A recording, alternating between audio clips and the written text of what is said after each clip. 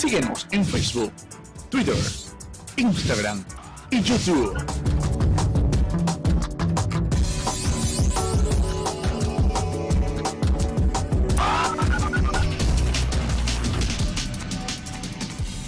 Amén, amén. Hoy es el día que el Señor ha hecho, así que yo quiero que ustedes abran su Biblia en San Juan, capítulo 20. Capítulo 20 de San Juan, lo deje ahí abierto, es allí donde vamos a predicar la palabra en el día de hoy. Y me gustaría que este día Dios te bendiga. Yo quiero que incline tu rostro ahí donde está. Yo quiero que me ayudes a orar. Y yo quiero que tú ores también junto conmigo en este día. Y yo quiero que esa oración a Dios que hagamos sea por nosotros mismos. Yo no sé cuál es tu necesidad. Si Jorge tiene alguna música ahí en fondo, suave, se la voy a agradecer. Yo quiero ministrar paz a tu vida. Así que inclina tu rostro ahí donde estás. Yo no sé si los juveniles hoy tienen clase. ¿No tienen clase hoy los juveniles, Vicky? ¿Están acá? Ok. Inclinen su rostro ahí donde está. Yo quiero orar. Yo quiero bendecirlo a ustedes, cada uno. Y yo quiero que usted me ayude a orar. Usted más que nadie conoce cuáles son sus situaciones en las cuales usted quiere que Dios obre. Y yo quiero que tú le digas: Señor, yo no quiero pasar en vano por aquí este día. Yo sé que tú tienes un propósito conmigo. Dios sana, Dios restaura, Dios liberta. Dios es maravilloso. Y hoy es un día donde la gracia de Dios puede visitarte ahí donde estás. Y Él puede sanar tu corazón. Él puede revelarte a ti, revelarse a los tuyos, a tus hijos. Quizás tienes un hijo que necesita ser levantado. Quizás tienes un familiar que necesitas. Quizás tienes un amigo. Quizás es tu matrimonio, tu hogar, hay algo que tú necesitas. Y este es el día en que tú le puedes decir: Señor, ayúdame. No me dejes como estoy, Señor. No me dejes. No me dejes. Ayúdame, Señor. Te necesito, Dios. Tu palabra sana. Tu presencia restaura, transforma. Y hoy estamos aquí todos, Señor, porque te necesitamos. No es un día más. No es porque no tengamos que hacer. Es que necesitamos de ti, Señor. Y tú tienes poder y autoridad para ayudarnos. No queremos irnos igual a nuestras casas. Haz un milagro, Señor. Quizás aquí hay personas que están sentadas, pero están agobiadas por las deudas. Quizás tienen un ser querido en la cárcel o en el hospital. Quizás ellos mismos, Señor, están enfermos. Un diagnóstico terrible y necesitan ser sanos. Algunos sin empleo, otros que tienen que mudarse, buscar un apartamento, buscar a dónde irse con su familia. Otros que quizás su matrimonio esté en una cuerda floja. Otros que están luchando con algún tipo de vicio, con algún tipo de conducta en su carácter que ellos mismos desaprueban. Pero hoy puede ser el día que tú nos bendigas. El temor al mañana, el temor al porvenir, lo que puede ser de mí mañana. No temas.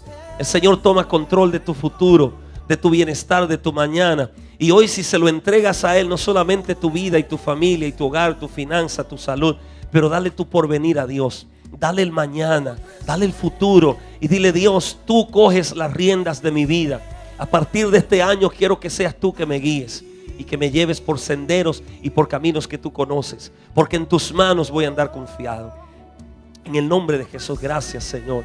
Gracias. Gracias, Espíritu Santo de Dios. San Juan, capítulo 20. En su versículo 30. Vamos a leer algunos versículos allá. Amén. Muchas gracias, Jorge. Saben, hay algo que en este día quiero utilizar como introducción. Y es que podamos entender que cada iglesia tiene una visión. Cada iglesia tiene un mensaje que proyecta. Y precisamente nosotros tenemos un mensaje aquí en esta iglesia para proyectar. Por ejemplo, hay iglesias que su visión, su mensaje es los dones espirituales. Ellos enfatizan que hay que hablar lenguas. Ellos enfatizan los dones del Espíritu. Y ese es su mensaje, esa es su visión. Y a ellos les encanta que los dones se manifiesten en la iglesia. Y ellos pasan y dedican horas en sus servicios, en sus cultos, provocando que los dones espirituales se manifiesten. Hay otras iglesias que su fuerte es la enseñanza. Y tienen instituto, tienen seminario. Y todo gira en torno a la enseñanza, a la escuela dominical, a que la palabra debemos conocerla de Génesis hasta Apocalipsis. Y ese es su fuerte, eso es lo que proyectan. Hay otras iglesias que ellos proyectan la integridad. la integridad propia de que tenemos que prosperar, tener dinero, lo que le llaman la superfe, la superabundancia. Ellos no creen en la pobreza, ellos creen que la condición económica está muy ligado a lo espiritual. Y no voy a dedicarme todo este día a decirles de las diferentes iglesias, pero sí quiero que sepa que esta iglesia proyecta varias cosas. Y número uno, si hay algo que yo tengo en mi corazón como pastor, es que esta iglesia ame a Dios, esté apasionada por Dios. Creo que lo más importante en una iglesia es que la iglesia aprenda a amar a Dios y tenga una devoción hacia Él. ¿Por qué? Porque el amor a Dios se ha perdido. Dios está en la lista de las cosas que se ponen en las aplicaciones, como el deporte y la política, para no hablar de Dios en el trabajo o en los lugares públicos. Dios sigue siendo un tema de debate para un mundo que vivimos hostil. Y esa hostilidad a veces le llega a la gente sin ninguna razón. Hay un odio contra todo lo que se llame Dios. Y muchas veces, aunque no decimos literalmente que odiamos y no queremos saber de Dios, pero con nuestras actitudes somos tan fríos, apáticos a lo espiritual, que muchas veces se ha perdido ese amor a Dios. Y mi deseo es que amemos a Dios. Si aquí hay una vida, mi deseo es que esté apasionado por Dios, que Dios sea su amor, que Dios sea lo más importante en su vida, primero que nada. Otra cosa que proyectamos en la iglesia es las almas. Yo creo que esta es una iglesia de ganar almas, es una iglesia misionera, es una iglesia que entiende que mientras haya un perdido en la tierra, tenemos que predicar el evangelio y alcanzarlo. Y yo no le voy a dejar tranquilo, siempre yo le voy a hablar de academias y de encuentros y todo lo que se haga, Israel, una cena, una conferencia, un servicio, un culto. Cada ministerio que hay acá tiene que meterse en su cabeza que todo esto se está haciendo por las almas que no conocen a Dios. Otra cosa que se proyecta en esta iglesia es el crecimiento. Yo soy de los que impulso, el que llegó aquí sin estudiar, que termine su escuela. El que tiene un trabajo, que lo cambie por un empleo. El trabajo es cuando vende tu fuerza física y tu fuerza bruta. Y el trabajo tiene un problema, y es que llega un tiempo en que físicamente no puedes hacerlo por los achaques, por las edades. Y yo impulso también a aquellos que también haya empleados aquí. Empleados, personas que vendan su conocimiento. El conocimiento vale más que la fuerza física. Así que yo no lo voy a dejar tranquilo. Yo te voy a impulsar a estudiar. Yo te voy a impulsar a tener tu propia empresa. Yo te voy a impulsar a tener tu propio negocio. Te voy a impulsar a darle un mejor estilo de vida a ti y a los tuyos. Yo soy una iglesia pro familia. Te voy a impulsar a amar a tu esposa, amar a tu esposo, amar a tus hijos, a no divorciarte, a mantenerte firme con tu familia, a trabajar para ella y darle todo lo que Dios te dé. Así que somos esa iglesia, y también somos una iglesia de liderazgo. Y yo no te voy a dejar tranquilo. Aquí tú vas a ser un predicador, o vas a ser un maestro, o vas a ser un adorador, o vas a ser el que barre la iglesia, o vas a ser el chofer, pero no vas a estar sentado. Algo te vamos a buscar que hacer acá, porque somos una iglesia de liderazgo. Somos una iglesia que entiende que hay un trabajo muy grande que hacer y que nadie puede estar cruzado de brazos, que desde el más grande hasta el más pequeño algo tenemos que ponerle a hacer, y estamos enseñando a los niños, a los pequeños, a los grandes, para que no solamente haya un músico, hayan muchos, para que no solamente haya un predicador, haya muchos. Así que no te voy a dejar tranquilo. Voy a impulsarte y te pido que me ayudes para que esta política, esta temática, esta visión la podamos impulsar, la podamos acrecentar, para que la gracia de Dios cada día más abunde en nuestros corazones. En el día de hoy quiero comenzar diciendo que hay una serie de mensajes que queremos comenzar el día de hoy. Dios nos ha mandado a hacer muchas cosas en este día y en este año, y una de ellas es poder impulsar quiénes somos nosotros en Dios. Y ese es mi deseo, que tengamos una posición muy clara con respecto a quiénes somos cada uno de nosotros. Le mandé a leer el Evangelio según San Juan, porque comienzo una serie de mensajes que tienen que ver con los evangelios. Y comencé con el Evangelio según San Juan, no con Mateo, como está usted en el orden. Es importante entender cómo comienza el Evangelio de según San Juan, dando una declaración acerca de lo que es Jesús. Y Jesús es declarado por el apóstol Juan en el Evangelio, en su primer capítulo, como que Jesús es la palabra encarnada, es la palabra viva. Y cuando hablamos de palabra, es importante entender que la palabra, de acuerdo a lo que Juan declara, es lo que da vida a todo. La palabra es lo que da vida a todo. Y usted se puede ver que todo tiene un nombre, todo tiene una palabra, todo se hace escrito, un matrimonio se hace escrito, un negocio se hace escrito, todas las declaraciones se hacen escritas. Las palabras son las que dan vida a las cosas. Si hoy conocemos del sol, si hoy conocemos a alguien por su nombre, si hoy sabemos que es un hijo, una mesa, si hoy conocemos una comida, un olor, un sabor, lo conocemos porque cada cosa es identificada por una palabra. Según el apóstol en hebreo, todo lo que se ve hoy, todo lo que se puede palpar, fue hecho por la palabra que salió de los labios de nuestro Dios. Así que la palabra tiene un poder importante y una posición importante en lo que estamos hablando. Y Juan declara en el evangelio que Jesús es la palabra precisamente. Es la palabra que da vida, es la palabra que ejecuta, es la palabra que encarna, es la palabra que da forma, que da figura a todo. Así que en este día yo pretendo establecer esa verdad primero, que la palabra es Cristo. Amén, la palabra es Cristo, eso lo entendemos. En San Juan capítulo 1, en el versículo 1 dice: en el principio la palabra ya existía, la palabra estaba con Dios y la palabra era Dios. En este primer versículo del capítulo 1, Juan enfatiza que Jesucristo es la palabra y que Él fue que dio vida a todo, por cuanto es la palabra encarnada de parte de Dios. Ahora, tenemos que entender este día cuál es el propósito de cada evangelio. Cada evangelio fue escrito por un discípulo del Señor, por alguien. Y nos preguntamos cuál era el propósito de cada una de esas epístolas, evangelios o cartas que se escribieron. Cada una de ellas tenía un propósito. Y le voy a decir algo. ¿Cuál es el propósito de una carta? ¿Cuál es el propósito cuando una carta se escribe?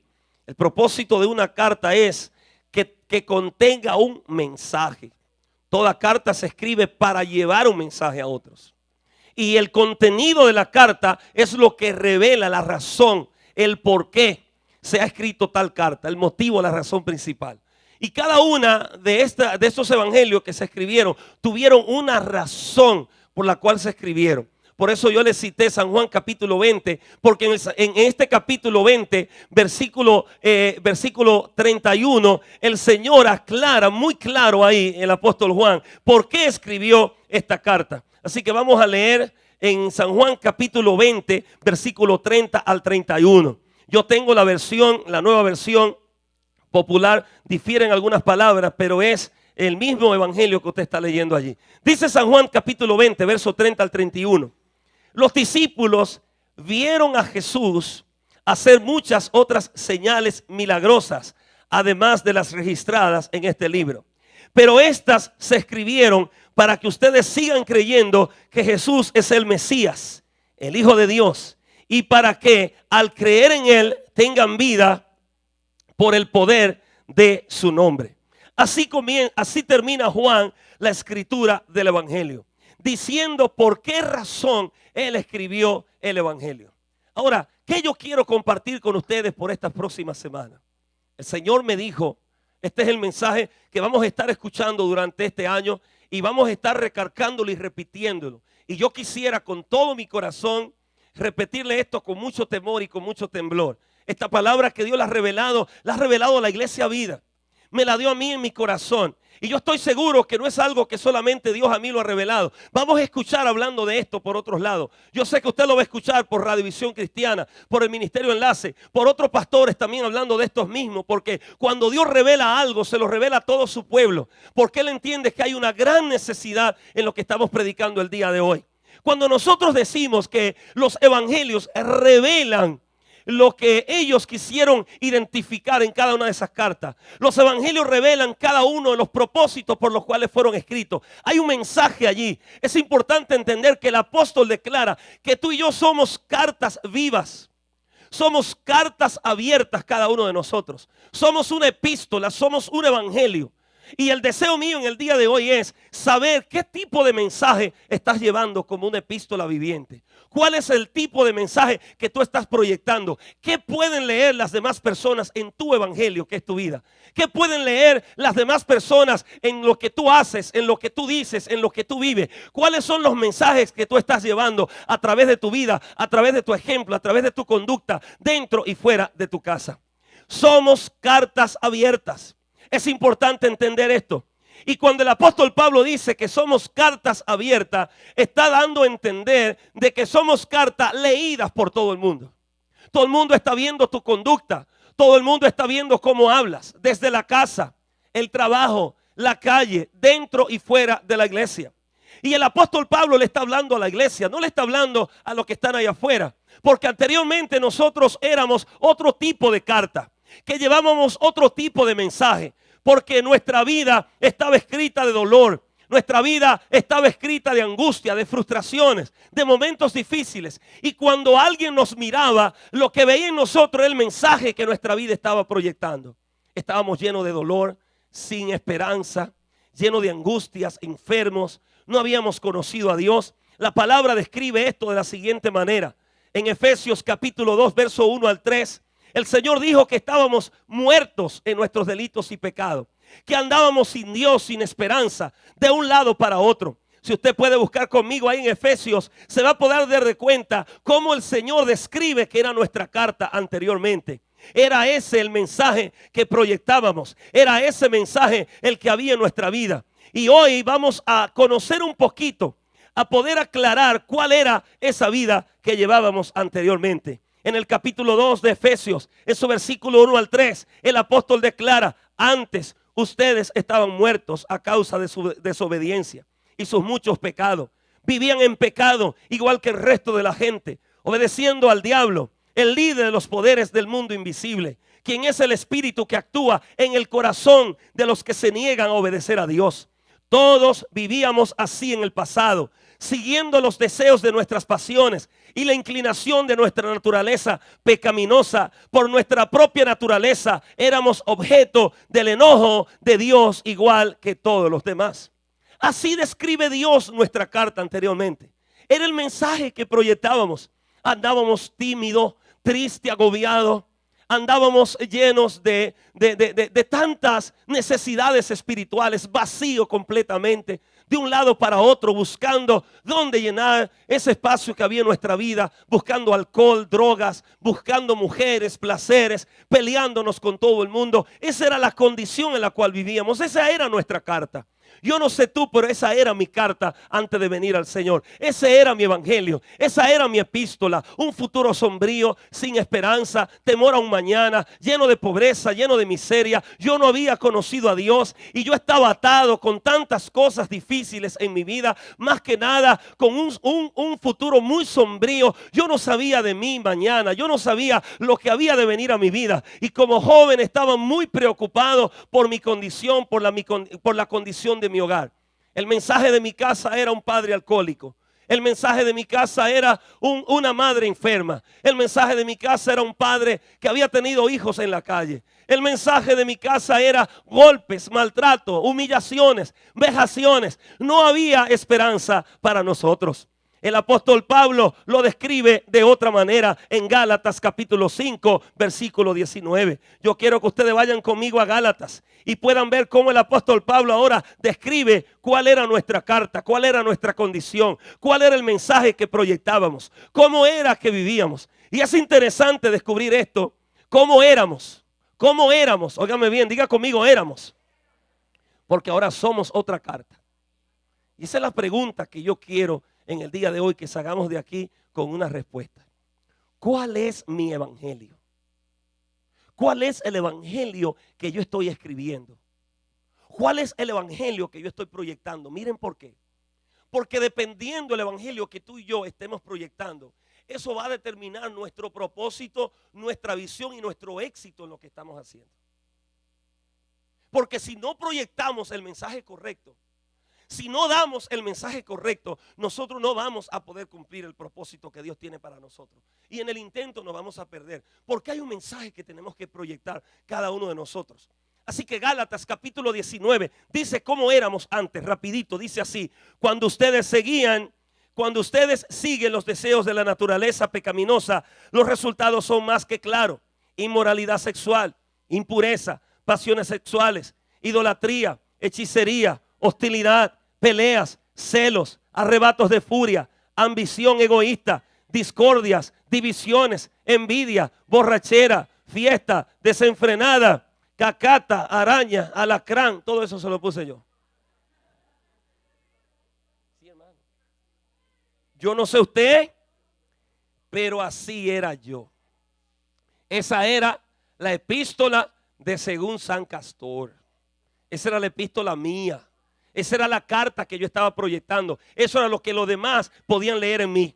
Así que, ¿cuál es la otra condición en la cual nosotros estábamos anteriormente? Estábamos sin Dios, sin esperanza. Así que Dios en el día de hoy nos está preguntando, ¿cuál es el mensaje que tú y yo vamos a proyectar? ¿Cuál es el mensaje que tú y yo estamos dando? El apóstol Juan en el capítulo 20, él define qué era lo que estaba proyectando. Mientras Marcos y Lucas enfatizaban la obra de Cristo, mientras Marcos y Lucas querían proyectar a Cristo como el que tenía poder para sanar, como el que tenía sabiduría para enseñar, para poder de una manera u otra impresionar a los griegos.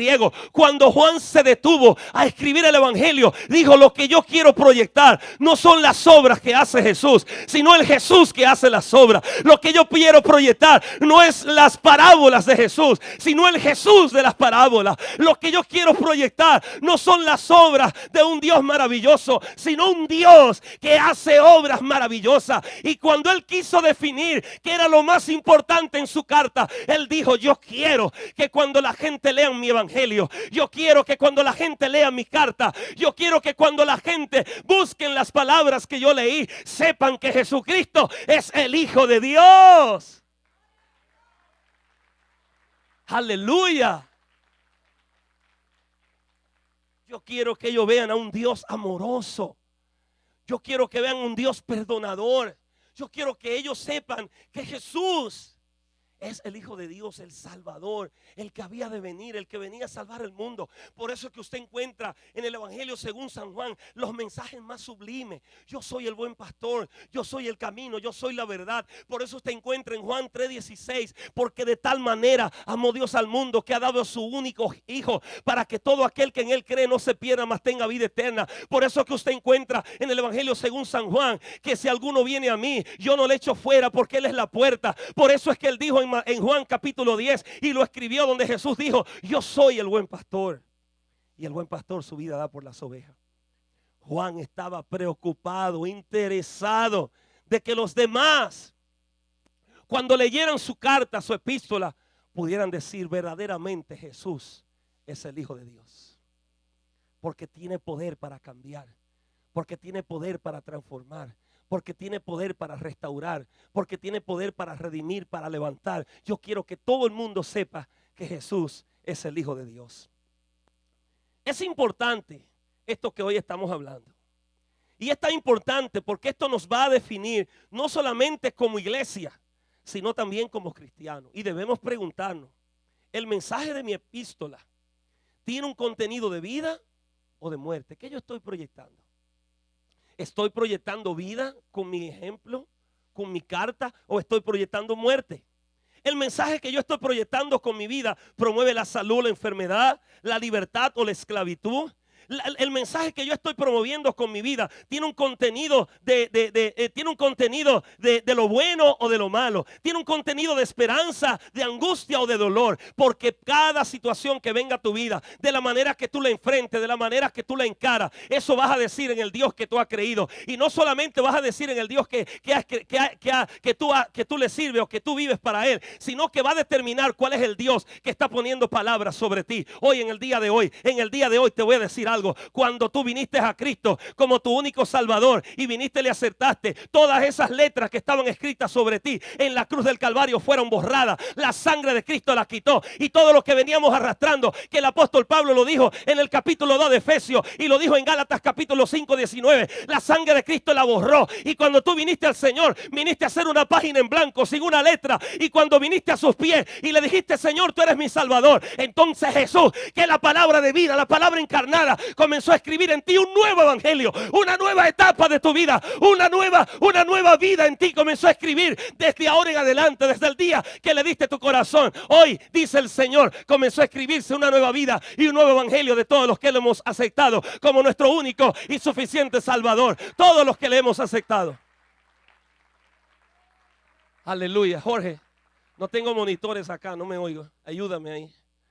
Así que es interesante poder entender esto. Porque cuando tú viniste al Señor, el Señor comenzó a escribir tu vida de nuevo. comenzó a escribir tu vida de nuevo. Comenzó a escribir lo que verdaderamente él iba a poner en ti. Te hizo blanco, te limpió, te purificó, hizo de ti una página blanca. Por eso hay gente que no puede entender tu cambio hoy. Por eso hay gente que está dándole vuelta a la cabeza a ver qué fue lo que te hicieron, dónde fue que te metiste, qué fue lo que te inyectaron. Inclusive tú mismo estás sorprendido de lo que ha ido pasando en tu vida, porque poco a poco estás sirviendo a Dios y Dios ha comenzado a hacer cosas maravillosas en tu vida y tú mismo te sorprendes, dices, wow, pero ¿qué es lo que ha pasado conmigo? La gente comienza a preguntarte qué es lo que tú tienes en los ojos. La gente comienza a decirte, tú hablas diferente. Cuando Pedro estaba allí en el grupo con los soldados calentándose la mano en la casa de Caifás, el sumo sacerdote, vino una criada y nada más lo hizo así, lo miró. Pedro no habló. Pedro no tenía un distintivo que decía de la iglesia Vida. Pedro no tenía un carnet que decía soy miembro. Pedro no había hecho la academia de obreros. Pedro no había ido a un encuentro, pero había estado cerca del Cristo de la gloria, el que había borrado su nombre, el que había borrado su vida, y le dijo, tú te llamabas Pedro, pero yo, perdón, tú te llamabas Cefas, pero yo te voy a poner Pedro, que significa piedra. Voy a cambiar tu nombre. Y sabe algo bonito, Dios comenzó a escribir la vida de este hombre, y cuando Dios comienza a escribir tu vida,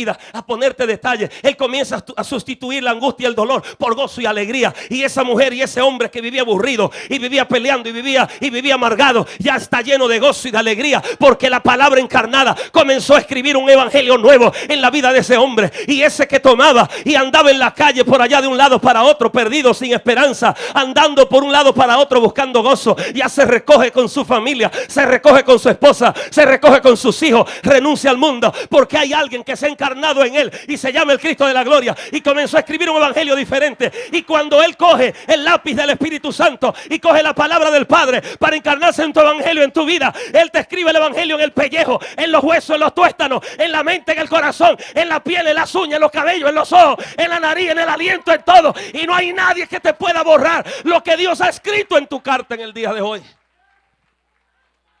Una carta, dilo conmigo, soy una carta nueva. Ahí está Jesús escribiendo. Ahí está Jesús escribiendo, aleluya.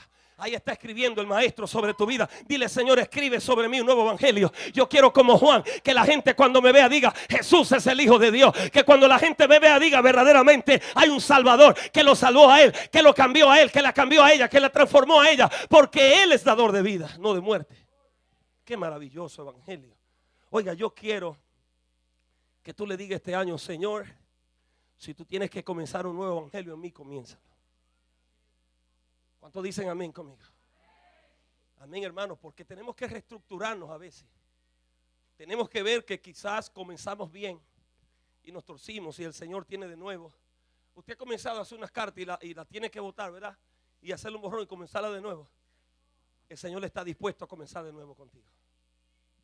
A borrar la carta que se comenzó y a comenzar de nuevo contigo a escribir. Miren algo interesante, amado, que quiero decirte contigo en este día. Quiero decirte este día. Miren, cuando nosotros aceptamos al Señor, la sangre de Cristo borró toda nuestra vida pasada. El Señor le dijo a Nicodemo acerca del nuevo nacimiento. Yo creo en el nuevo nacimiento. Yo creo en el nuevo nacimiento. Yo creo en que Dios cambia nuestra inclinación al pecado. Dios la cambia. Nuestros deseos Dios los cambia. Antes deseábamos el mundo, las cosas del mundo. No había en nosotros ningún tipo de apetito a lo espiritual. Ahora Dios cambió los papeles. Ahora tenemos un deseo. Hermano, yo se lo digo porque esa fue mi experiencia. Yo no era un joven de la iglesia. Yo no era un muchacho de leer la Biblia. Yo no había sido criado en un hogar cristiano. En mi casa en el año 1977 llegan los testigos de Rayo Baja y nos quitaron a nosotros la poca fe que teníamos. Porque ellos comenzaron a decir que ya Dios no sana, que Dios no tiene poder como antes, que eso era para una época, para los discípulos. Y nosotros caímos en esa ola, ¿verdad? Y mi mamá enferma, muriéndose, y nosotros con muchísimas situaciones. Pero no nos enseñaron a orar, no nos enseñaron a que hay un Dios que tiene poder y autoridad para hacer lo que sea. Pero cuando tú lees los evangelios, el Señor le habló a Nicodemo de un nuevo nacimiento. Amén. Y miren algo, el nuevo nacimiento es esto lo que significa. Es un cambio en tu naturaleza. Antes tú tenías inclinación, porque fíjense esto. El Señor le dijo a Nicodemo, mira, no te maravilles tratando de entender esto, porque esto no es 2 y 2 son 4. Esto no es una operación matemática, esto no es humano. Esto es un asunto que tenemos que creer que Dios tiene la capacidad para cambiar mis inclinaciones. ¿Saben por qué? Porque si Dios no nos cambia nuestra naturaleza, nosotros siempre desde que Él nos deje vamos a correr hacia el pecado. ¿Cuántos dicen amén conmigo? Porque ese es el automático. Acuerde una verdad teológica, le voy a decir, esto es doctrina lo que le voy a decir ahora. El hombre solamente es libre para servirle a Dios. El hombre no tiene libertad para otra cosa. Dese cuenta que lo único que usted tiene que hacer en su vida realmente por su propia voluntad es aceptar al Señor. Pero nada en la vida usted no es libre.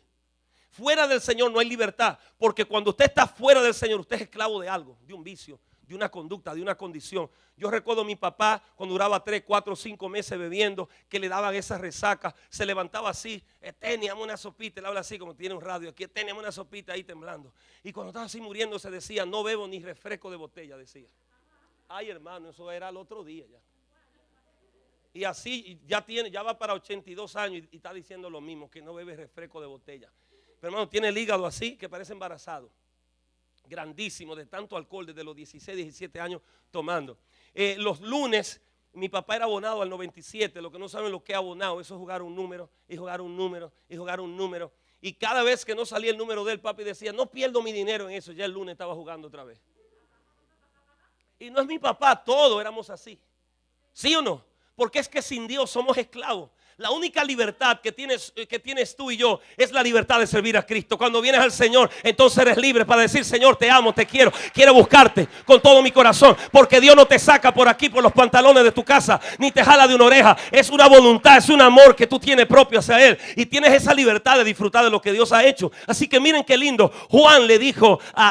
Jesús le dijo a Nicodemo, tienes que nacer de nuevo. Y si tú no quieres una lucha en contra de tu carácter, de tus vicios, de tus voluntades, tú tienes que decirle, Señor, yo quiero nacer de nuevo. Cambia mi naturaleza, coge mi evangelio, escribe un nuevo evangelio donde mi vida esté determinada a servirte, donde mi vida esté dirigida a ir hacia ti, donde mi vida lo único que anhela es buscarte, hacer tu voluntad, buscar tu rostro, porque quiero servirte con todo mi corazón.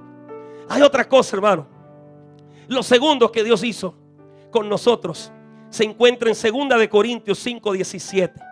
Este es uno de mis versículos más favoritos. Y yo quiero que ustedes lo puedan entender. Hablamos de la vida pasada, ¿verdad? 2 de Corintios 5:17 dice, de manera que si alguno está en Cristo, nueva criatura es.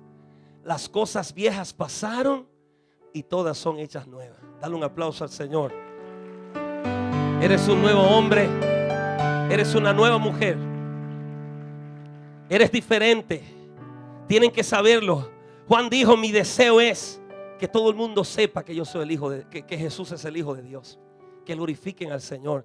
Mira, mi deseo en el día de hoy es que tú puedas proyectar un evangelio diferente. Que tú puedas proyectar un evangelio distinto a lo que muchos están proyectando por ahí. Que son cristianos, pero con sus hechos lo están negando. Con su conducta están diciendo, no, todavía el Señor no ha sido real en mi vida. Y Dios quiere que Jesús sea real en cada uno de nosotros.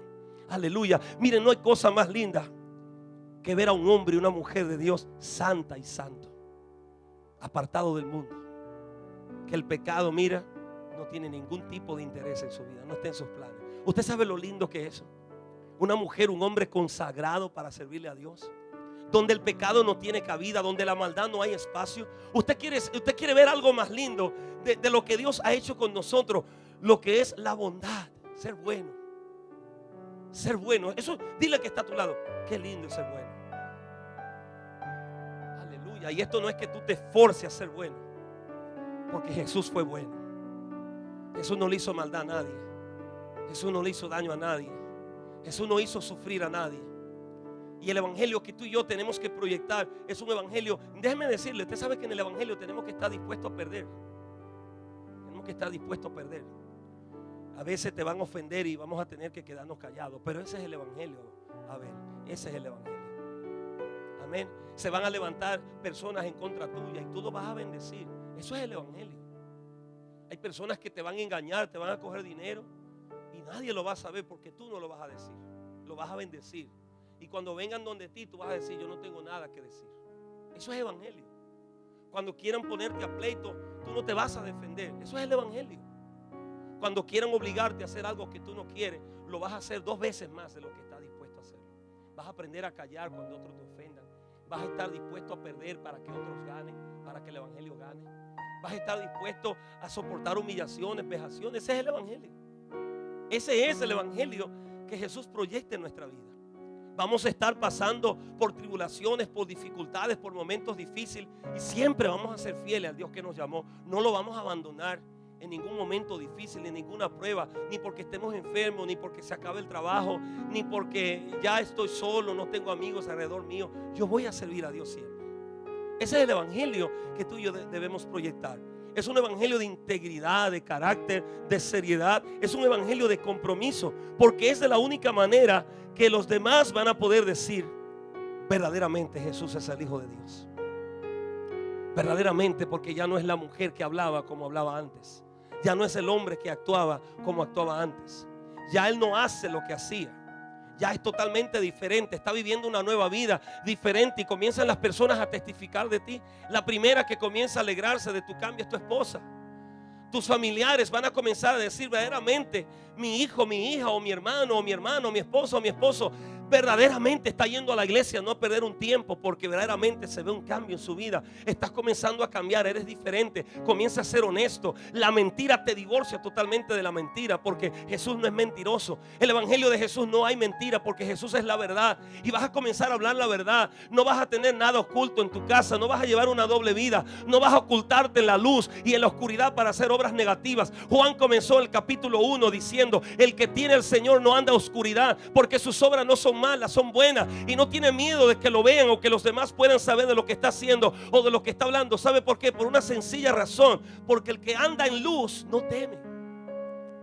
Las tinieblas es sinónimo de andar una doble vida, ocultándose. Fíjense, en Santo Domingo pasó una situación un poquito difícil con un periodista llamado Claudio Nascar, y una de las cosas que yo he visto en la televisión es que quieren tapar lo que ha sucedido.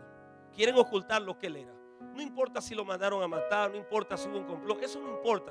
Como dijo el patólogo, hubo actividad sexual, hubo penetración, había esperma en el ano estaba desflorado, hubo relaciones. Entonces muchas veces hay gente que delante de los hombres viven una vida, pero en lo oculto y lo secreto viven otros. Y el evangelio de Jesús no es oscuro, es claro. Tu esposa tiene que saber la clave de tu teléfono. Tú tienes que saber la clave del teléfono de ella. Tu esposa tiene que tener acceso al internet, y tú también al internet de ella. Tu esposa tiene derecho a saber quiénes son tus amigos o tus amigas. De la misma manera, tu esposa tiene que saber con quién tú hablas. Así también tú tienes derecho a saber lo que ella hace, dónde está, cómo vive. ¿Sabe por qué? Porque el evangelio del Señor no es oscuridad, no es sombra, no es tiniebla, es luz. Y cuando andamos en luz, la gente dice: verdaderamente el Hijo de Dios vive en ese corazón. Verdaderamente el evangelio que estamos proyectando es el evangelio del Señor, el evangelio del Señor Jesús. Ya estamos terminando. Hay otro versículo bíblico que quiero compartir con ustedes, y se encuentra acá en Gálatas capítulo 5. Yo quiero que vaya conmigo a Gálatas capítulo 5. Gálatas capítulo 5, en su versículo 22. Porque allí el Señor habla entonces acerca de los frutos que sustituyeron la obra de la carne en nosotros. Él quitó la obra de la carne que leímos ahorita, y Él puso en nosotros una nueva naturaleza. Puso frutos para que diéramos, ¿verdad?, testimonio, y diéramos imágenes de quiénes somos en el Señor. El año pasado, el Señor nos dio un mensaje muy lindo acerca del Sermón del Monte. Y de ahí el Señor me ayudó a hacer una clase diciendo en qué se debe basar nuestro fundamento y nuestro liderazgo cristiano.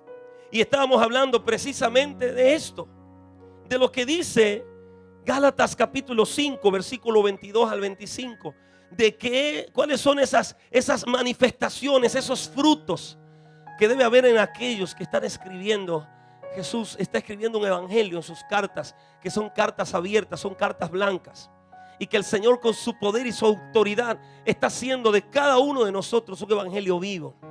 ¿Cuántos son evangelios vivos en esta tarde?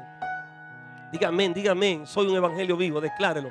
Yo soy un evangelio vivo. Tú no eres un evangelio de muerte, tú eres un evangelio de vida. No importa, el diablo no va a poder escribir sobre ti, porque ya Cristo escribió sobre ti con tinta, con sangre preciosa. Y aunque el enemigo quiera venir a poner otro evangelio sobre tu vida, no va a poder, porque la sangre de Cristo es poderosa para detener toda obra que el maligno quiera hacer sobre nuestra vida. Y la sangre de Cristo se va a encargar de neutralizar, de borrar, de destruir, de aniquilar toda obra que el diablo quiera poner sobre un fundamento que ya Cristo puso en nosotros. Decláralo conmigo: yo soy un evangelio vivo de Jesucristo. Y la gente va a leer de mí a Jesús.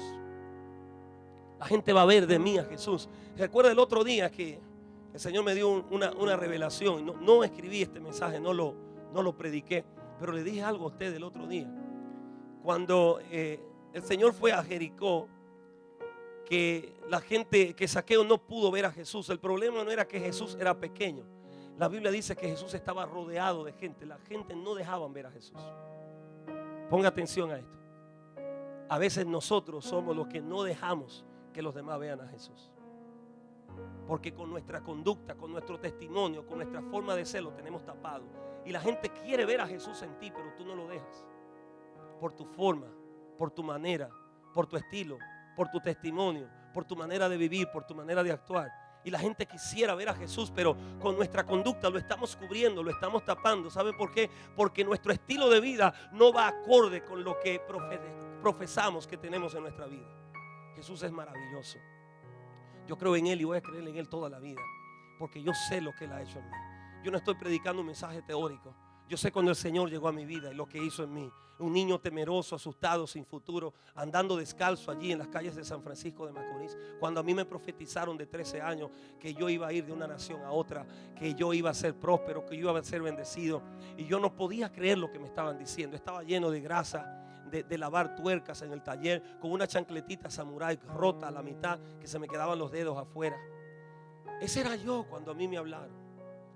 Una persona que no podía hablar, autista 100%. Yo era aquellos jóvenes de los que se quedaban en la escuela y me sudaba el cuerpo entero. Yo no decía media palabra sentado allí. Yo no salía a jugar afuera al recreo, porque tenía mucho complejo en mi vida. Los primeros que se encargaron de llenarme de complejos fueron en mi casa, mi propio hermano, diciéndome narizú, dientú, cabezú, orejú, todos los defectos del mundo. Mis primeros hermanos fueron que me lo pusieron. Y chiquitito me decían que yo no era hijo de mami, que a mí era el lechero que me había traído a la casa. Y debo decirle algo: a veces lo que a un niño tú le dices de broma, para un niño no es en broma. Yo llegué a decirle un día a mi mamá: mami, tú eres mi madre. Y dijo: mijo, ¿por qué tú me dices eso? Y ella me dice: bueno, yo le dije: bueno, es que los muchachos me molestan y me dicen que yo soy hijo de lechero, que tú ves que tú eres blanca y yo no, que papi tiene los ojos grises, yo no, y que yo soy ordinario. Y ellos bromeaban así conmigo. Pero ¿qué me dice del barrio? ¿Qué me dice de la escuela? Y entonces encima de eso, la pobreza y la miseria en la que vivía no era como para confirmar todas las profecías que me decían. Pero cuando el Señor llegó a mi vida el día 23 de abril, Adilín, del año 1983, el corazón se me iba a salir por la boca. Yo podía ver María Antonia cuando miré así el suetecito que tenía de rayita. El corazón era una cosa tremenda. Y no dijeron castor, estaban haciendo el llamado, pero algo en mi interior me decía: es a ti que te están llamando. Hoy es tu oportunidad. Y yo tenía en mi mente: ahora o nunca, ahora o nunca, ahora o nunca. Yo decía: yo no entiendo, yo no comprendo, pero esa palabra es para mí. Tú me estás hablando a mí. Yo estoy recibiendo una nueva vida. Y aunque era de noche, era como si el cielo se había abierto para mí y una luz me alumbrara. Y como que en mi vida y en mi túnel oscuro, como que una luz de esperanza aquel día. Y pasé al altar y lloré como nunca en mi vida había llorado. Lloré que lo último que quedaba, Mayra, era... El pastor me abrazó. Lo recuerdo yo. En su pecho yo estaba ahí llorando. Y hice la confesión de fe, como Dios me ayudó a decir las palabras que salieron de mí. Te acepto como mi Salvador, te recibo, perdóname. Yo no sabía que algo tan sencillo iba a ser tan relevante en la vida mía, porque desde ahí mi vida, mi futuro y el futuro de mi familia cambió completamente. Estoy construyendo una nueva familia, una nueva generación.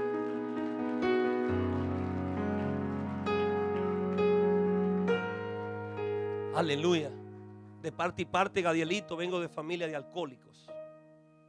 Mis tíos todos tienen hijos con prostitutas. Todos han muerto casi por el alcohol. Los últimos 2 murieron el año pasado, el año antepasado, por parte de mi mamá, por parte de mi papá también. En mi familia yo lo que vi fue brujería, hechicería. En mi familia yo lo que vi era pleitos, pleitos de cuchillo, pleitos de piedra. En mi familia que no tiene al Señor por lado y lado ha sido un desastre. Y aunque hay muchos que tienen dinero, pero el último murió, y usted lo vio en Montecristi, murió el doctor Sócrates Gatón, que lo mató el esposo de un amante que tenía en Montecristi. Yo no sé si usted vio esa noticia. Allá uno de los médicos, y él se había quitado la vida 3 veces. Y Teresa, otra de las familias que es rica, trató de quitarse la vida más de 100 veces. La última vez que se trató de quitar la vida, rica, con sirvientas para las uñas, para el pelo, para todo, pero alcohólica, 1000%. Le habían quitado sábanas, le habían quitado losas, todo lo que le daban a ella era sin punta, sin cuchillo. Y lo último que hizo fue que se ingirió en el cuerpo 7 agujas. Y cuando la vieron hinchada, infectada, le hicieron una radiografía y le encontraron agujas por todo el cuerpo, en todo el sistema. Ella era doctora y ella se inyectaba las venas en las arterias. Y las arterias estaban por todos lados en el cuerpo de ella. Hubieron agujas que no se la pudieron extirpar porque estaban ya muy metidas en algunos tejidos. ¿Qué es lo que le estoy diciendo, hermano? Que esa es la familia sin Dios, sin Cristo. Pero mi familia hoy en día es una familia totalmente diferente. Estoy construyendo una generación diferente. ¿Sabe por qué? Porque cuando tú le permites a Dios escribir el evangelio de tu vida, tu familia de hoy en adelante hacia el futuro va a ser otra familia totalmente a la familia que tuviste. Y el pasado, lo que quedó atrás, nunca jamás será, porque tú estás construyendo un nuevo evangelio. Aleluya, aleluya, aleluya. Para Él sea la gloria. Así que en este día te estoy diciendo: no tengas miedo al abrir tu corazón y decirle: Señor, escribe en mí un evangelio. Porque Él no va a escribir un evangelio en tu vida que te haga daño, que te destruya. El evangelio de Cristo es un evangelio de vida, de salud, de libertad, de gozo. Es un evangelio de prosperidad, de integridad. Es un evangelio de familia, de gozo, de alegría, de libertad. Es un evangelio de salud. Es un evangelio de vivir, no de morir antes de tiempo. Es un evangelio que Dios va a escribir en tu vida, que te va a cambiar a ti y a toda tu familia por generaciones. Permítele hoy a ese Cristo de la gloria construir un evangelio nuevo en tu vida.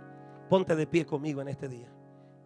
Yo quiero en este día, amén, pedirle a la iglesia que esté en comunión conmigo. Yo quiero hacer un llamado en el día de hoy.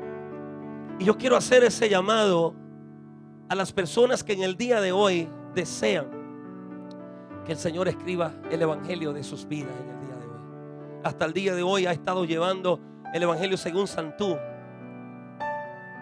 el evangelio según Sanel, Sanella. Pero permítele hoy que Jesús pueda escribir en ti un nuevo evangelio. Un evangelio que proyecte que Jesús es el Hijo de Dios, el Salvador del mundo. Porque a través de ti muchas familias van a ser sanas, liberadas, van a ser libertadas, van a ser cambiadas.